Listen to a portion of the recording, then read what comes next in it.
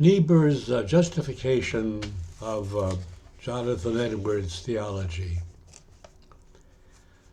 In March of 1958, H.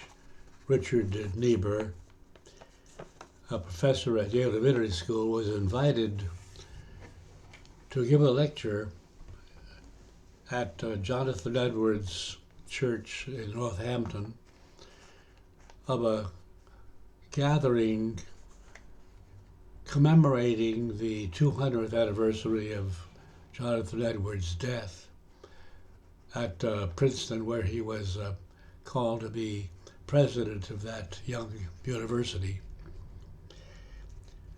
I'm speaking about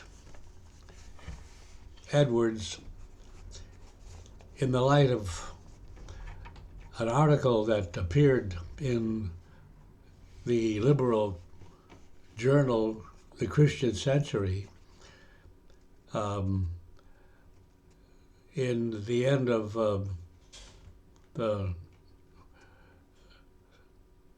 last decade, I guess, of the 20th century.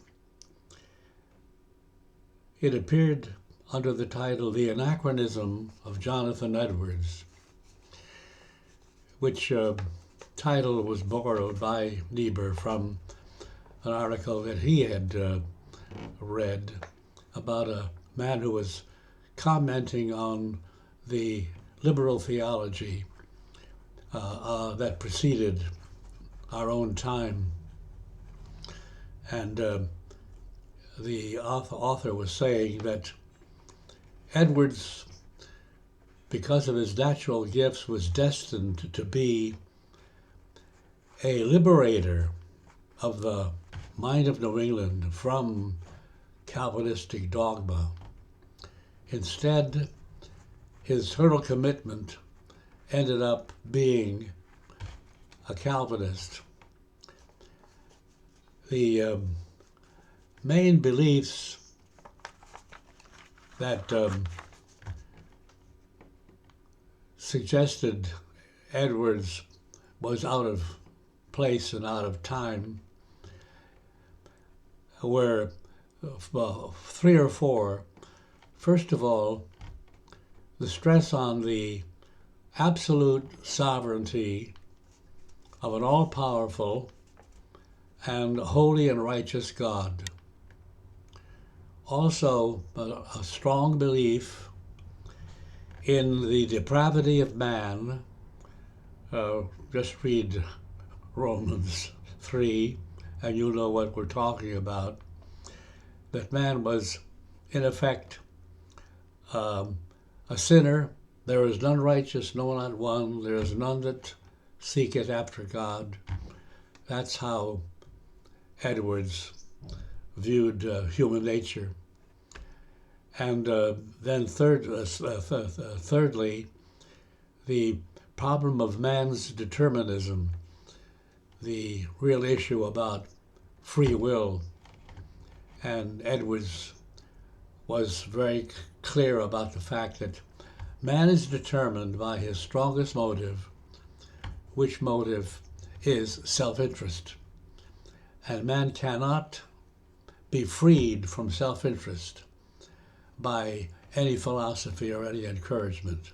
Everything he does is determined by his own understanding of what is good for him.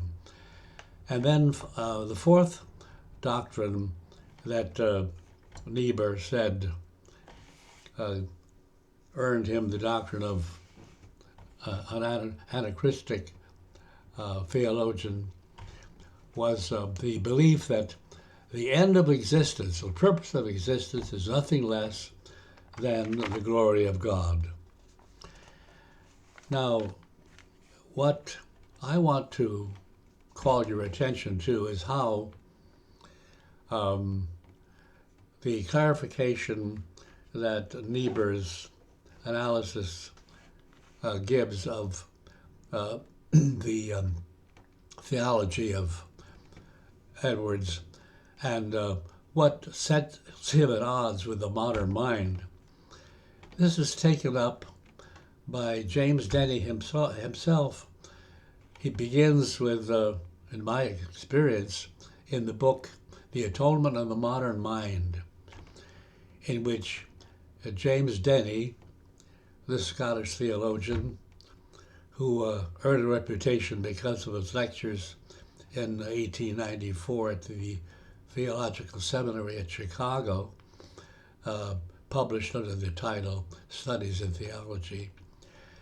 He, in effect, tries to show against the liberalism of the Enlightenment that Edwards' theology could be defended, and that's what he does in his book on the death of Christ and Jesus Christ and the gospel, to show that the belief in the sovereignty of God is the only solid foundation for a worthy life, and to show again the depth of man's depravity and his determinism under the problem of self-interest. And the end, of course, is, as Edwards and Niebuhr point out, the end and purpose of life is to seek the glory of God, for only in this can we find peace.